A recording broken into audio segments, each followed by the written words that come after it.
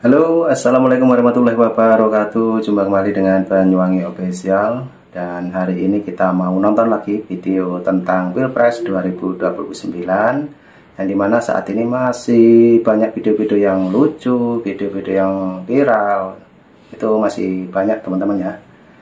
Oke, jadi gimana kabarnya untuk teman-teman semua yang setia selalu dengan Banyuwangi Official? Jangan lupa dukung terus Banyuwangi Official agar saya tambah semangat lagi dengan cara like, komen, dan subscribe di channel ini agar saya tambah semangat lagi. Dan untuk video yang saat ini yang kita tonton ya, kita tonton video viral tentang Pak Prabowo. Jadi mungkin teman-teman mau berkomentar, silakan nanti komentar di komentar saya, dan doakan mudah-mudahan sehat selalu semuanya yang ada di Indonesia maupun yang ada di luar negeri. Oke, untuk videonya mari kita tonton dulu. Nah, ini tentang Pak Prabowo ya. Oke, mari kita tonton videonya. Ada wartawan nggak di sini? Bawaslu masih ada, Bawaslu. Udah selesai kampanye ya, jadi aku bisa bicara agak longgar ya. Hai para sarjana, hai para profesor, hai para teknokrat, ilmumu harus untuk bangsa dan rakyatmu. Ilmumu untuk bangsa dan negara. Halo Pak, Bapak Prabowo. Bapak dapat salam dari orang NTT. Tadi orang NTT komen, katanya harga mati untuk Bapak Prabowo. Dari orang NTT 100% siap mendukung Bapak Prabowo. Pak, setidaknya saya bahagia ada orang yang bisa mengingat jasa-jasa Bapak, walaupun itu sudah lama. 2012 Pak, 13 November. Tapi orang itu selalu ingat Pak, tidak bisa dilupakan bagaimana perjuangan Bapak untuk membela TKI asal NTT. Saya juga pernah menjadi TKI Pak. Bagaimana Pak? Saya pernah merasakan menjadi seorang TKI Pak, di negara orang Pak. Sakitnya seperti apa? Walaupun bukan saya merasakan menjadi Wilfrida, tapi saya merasa saya pun seorang TKI Pak.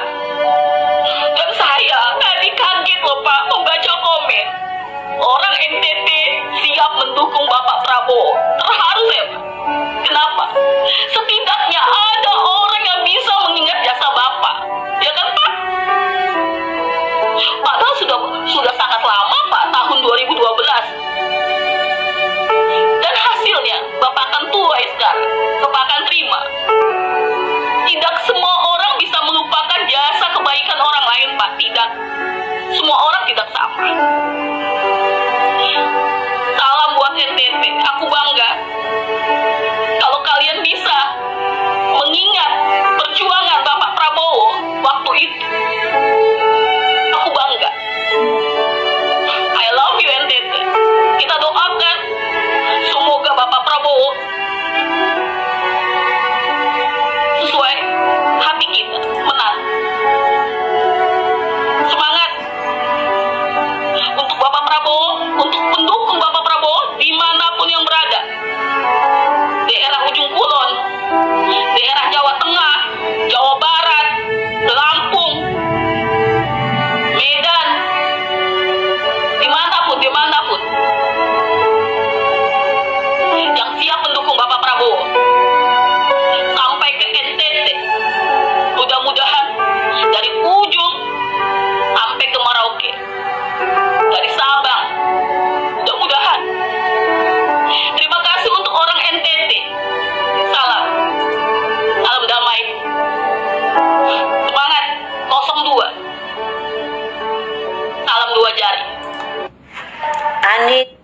Nah, ini teman-teman ya, ini juga video curhatan tentang TKI ataupun TKW yang ada di luar negeri ya, memperjuangkan para TKW di sana.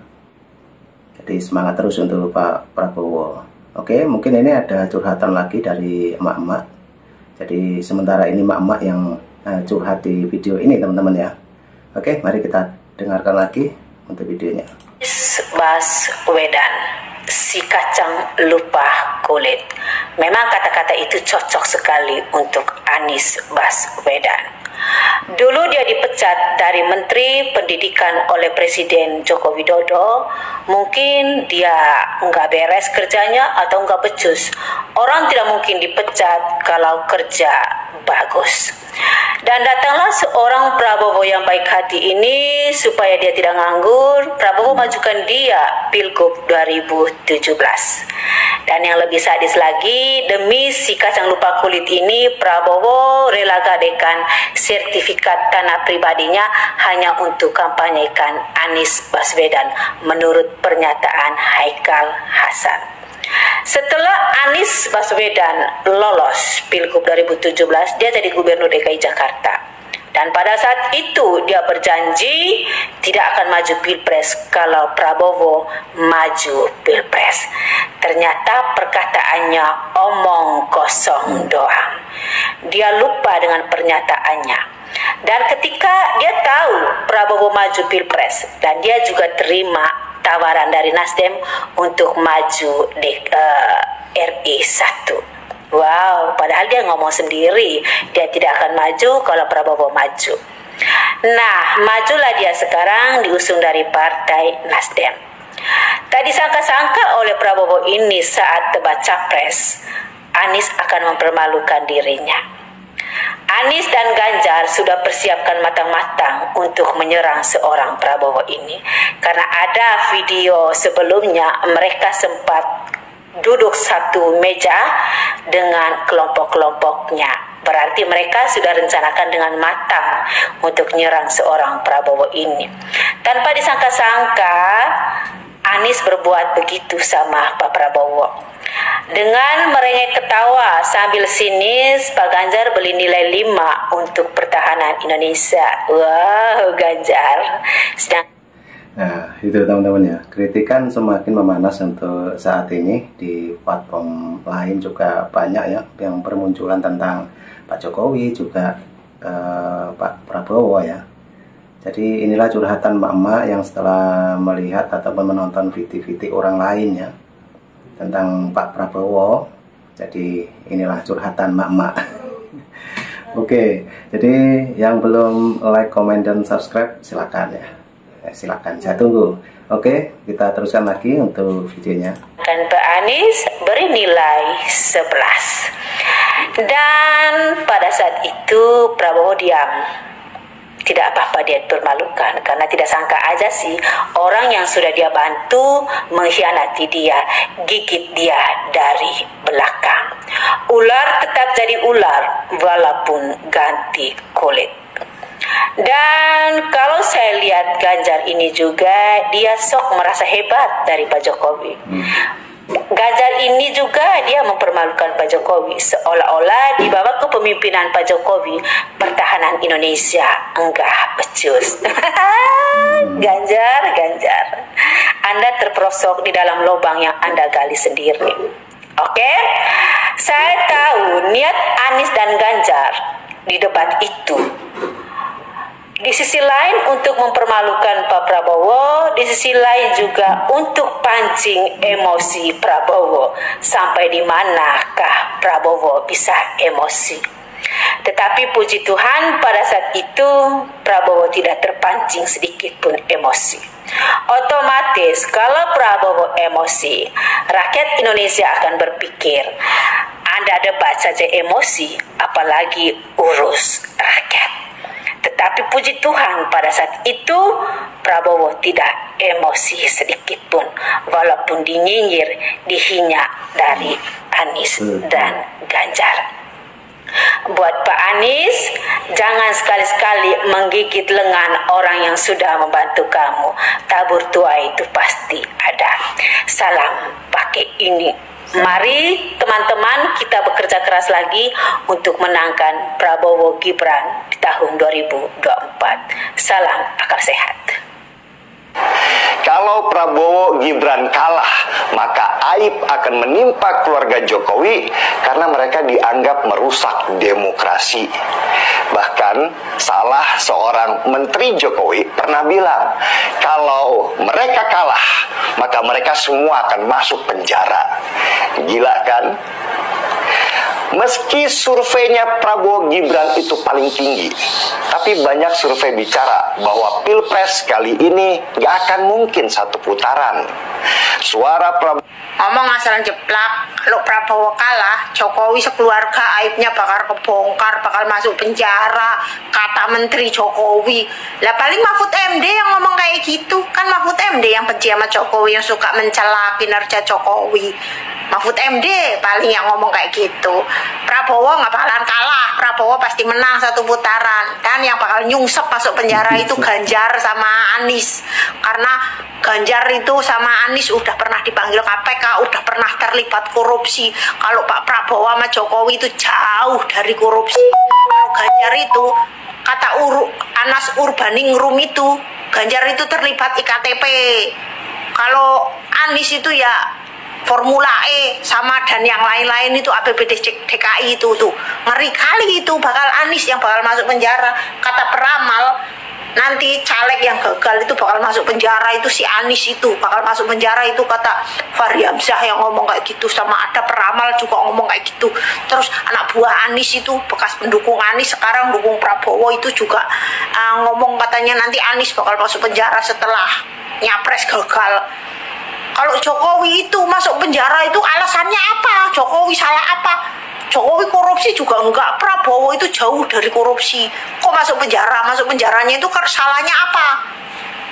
Yang jelas itu RUU perampasan aset para koruptor itu Jokowi udah 10 tahun itu Jokowi membuat RUU itu, suruh disahkannya RUU perampasan aset itu, tapi tidak disahkan oleh DPR. Karena sebab apa? Karena ketua DPR-nya itu anaknya Mak Banteng, jadi sampai mencret, sampai modar itu RUU perampasan aset para koruptor itu nggak bakalan disahkan oleh DPR. Sebab Ibu Ketum itu, terutama Mak Banteng itu nggak setuju kalau ada RUU perampasan aset para koruptor. Sebab anak buah Mak Banteng itu kader-kader PDI itu korupsi semua, itu banyak sekali, terutama Setia Novanto itu banyak korupsi itu. Semoga aja Prabowo menang, terus disahkannya itu RUU perampasan aset para koruptor tuh, supaya ketua DPR-nya itu dari PSI itu, supaya disahkannya RUU perampasan aset para koruptor, terus buat RUU lagi yang baru itu, semoga agar juara saja itu para koruptor itu. Jadi setiap ada caleg itu, waktu dia nyalek itu nggak kebayang tumpukan uang yang menggunung, mobil mewah yang wow, rumah megah yang luar biasa yang lebarnya ratusan hektar kayak gitu, nggak kebayang tumpukan uang yang begitu menggunung itu. Jadi kalau ada caleg itu, supaya kebayangnya itu, kalau aku nyolong duit rakyat nanti aku diarak keliling kota, terus dilemparin pakai lumpur mukanya, terus didor, warganya dimiskinkan, disuruh bayar peluru yang buat ngedornya itu. Kalau pelurunya 1 suruh bayar 1, kalau pelurunya 2 ya suruh bayar 2, kayak gitu. Keluarganya miskin, dimiskinkan semiskin-miskinnya kayak gitu, kayak di Cina itu. Kayaknya kalau kayak gitu Indonesia ini bakal jadi negara yang kaya karena nggak ada para koruptor. Tapi itu Mak Banteng itu nggak setuju kalau ada RUU kayak gitu. Ya karena anak buah dia itu semuanya pada korupsi sih, takut jadinya, ketakutan sendiri. Jadi sekarang udah mulai itu curang-curang gitu, nyurangin itu. Ganjar itu kan yang curang, tapi ngomong katanya nanti 02 yang curang, padahal Ganjar itu dari sekarang juga itu udah mulai curang tuh. Surat suara itu di Taiwan itu 31.000 surat suara di Taiwan itu udah dicoblos, jidatnya Ganjar itu udah dicoblosin. Terus itu teman-temanku banyak ngomong, di Malaysia juga iya sama itu, belum apa-apa udah curang itu Ganjar, mau nyurangin, yang curang itu mereka. Semoga aja RUU itu cepat disahkan gitu. Terus yang jadi ketua DPR dari PSI, terus ketua KTPK-nya itu Ahok gitu. Semoga Ahok sama Pak Prabowo sama Pak Jokowi itu bisa bersatu gitu, bersama-sama ngelawan para bajingan para koruptor itu, maling-maling uang negara itu, biar disikat habis tuh, biar Indonesia ini bebas dari para koruptor. Jadi nanti Indonesia ini bisa jadi negara kaya kalau nggak ada para koruptor. Itu musuh Pak Jokowi itu yang bilang katanya Pak Jokowi korupsi juga, itu padahal dia sendiri yang korupsi. Wong RUU yang membuatnya Pak Jokowi kok malah dituduh katanya Jokowi korupsi. Yang ngomong Jokowi korupsi itu dia sendiri, itu yang korupsi, itu yang udah ketakutan itu. Apalagi itu menteri Pak Jokowi itu yang ngomong katanya Pak Jokowi bakal masuk penjara, barang itu menteri kurang ajar itu kayak gitu. Dulu dia mah dikasih jabatan enak, dia duduk di kursi empuk. Jangan-jangan dia sendiri itu yang korupsi ya, makanya dia kayak mengkambing hitamkan Pak Jokowi. Jangan-jangan itu menteri yang ngomong Pak Jokowi bakal masuk penjara itu dia nantinya yang masuk penjara. Jangan-jangan dia itu yang korupsi selama jadi menteri. Kurang ajar itu menteri kayak gitu. Nah itu teman-teman, wow, keren. Ini pelampiasan emak-emak ini ya. Luar biasa. Dan ini sepertinya posisi ada di luar negeri ya, emak-emak tadi, karena tahu semua pencoblosan surat suara itu di luar negeri sudah dicoblos semua, katanya jidatnya Ganjar Pranowo. Oke, kita dengarkan lagi dan dukung terus Banyuwangi Official ya. Oke, kita tonton. Saya tantang kalian semua yang sudah menghina kaki Bapak Prabowo. Ingat ya, saya tantang kalian semua. Dengar nih baik-baik. Untuk datang ke pedalaman Papua di barisan terdepan. Saya tantang kalian semua. Datang ke sana. Apa kalian berani? Menghina aja kerjanya. Jangan kalian sembarangan menghina seseorang, apalagi orang ini sudah berjuang untuk Indonesia di barisan terdepan. Berani nggak kalian datang ke Papua sana? Kok bisanya menghina fisik Bapak Prabowo? Kakinya pincang, jalan nyeret-nyeret karena obesitas. Sembarangan kalian mau bicara ya. Ingat itu akan berbalik ke kalian semua. Gak ada orang yang mau sakit. Ingat itu. Kalau bicara jaga tuh tangan kita untuk tidak sembarangan tulis di sosmed. Tidak sembarangan bicara mulut. Gak ada orang yang mau sakit. Apa sih yang sudah kalian lakukan untuk Indonesia ini sehingga bisa menghina orang lain? Apalagi Bapak Prabowo ini sudah berjuang di barisan terdepan untuk Indonesia ini. Jadi jangan cuma bisanya berbicara menghina ya. Sedangkan kalian semua tidak pernah berbuat apa-apa untuk Indonesia ini. Bisa cuma ngoceh-ngoceh doang. Ingat itu. Saya tantang kalian datang ke Papua, pedalaman Papua. Ayo. Kata Pak Prabowo, senyumin dan jogetin aja kakak cantik. Ih, kita mah anak jenderal, tidak ada kata menyerah. Hajar. Kalau masih nyenyong mah ya.